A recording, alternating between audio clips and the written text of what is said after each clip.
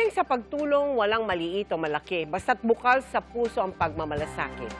Yan ang aking nasaksihan tuwing ako'y nagdiriwang ng kaarawan sa Sagip Dugtong Buhay Bloodletting Project.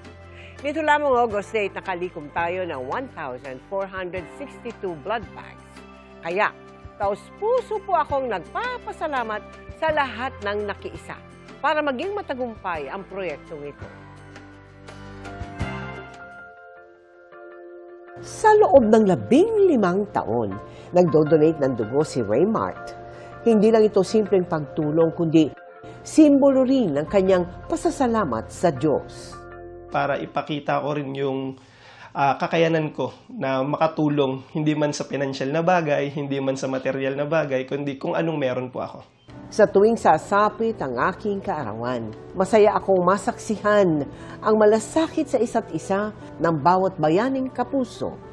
Sa loob ng 3 dekada, marami tayong nakilalang bayaning kapuso na patuloy na sumusuporta sa ating Sagip Dugtong Buhay Bloodletting Project kasama ang Philippine Red Cross sa Ever Commonwealth. It's a community mall. So, karamihan ng ating mga walk-in customers dito is na-encourage silang mag-donate. Kabilang dyan, si Conrado, na 40 beses nang nakapag-donate ng dugo. Ngayon, 62 taon gulang na siya at patuloy pa rin ang panatang makapagdugtong buhay ng iba. Lumapit ako sa Red Cross, mabilis naman ako nakahingi. Kaya simula noon, pinangako ko na magdo-donate ako sa Red Cross hanggat kaya ko, hanggat buhay ako. Bilang pasasalamat, binigyan parangal natin ang blood galloners gaya ni Raymart at Conrado. Nakisaya rin ang ilang performers.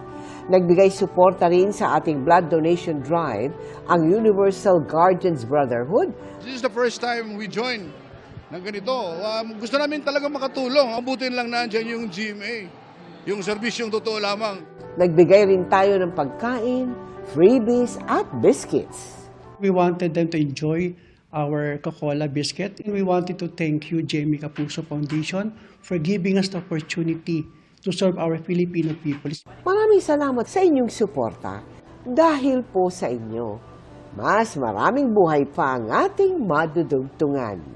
I encourage everyone, supportan yung mga Kapuso Foundation projects. It is the best way you could encourage your health. Tita Mel, happy birthday po!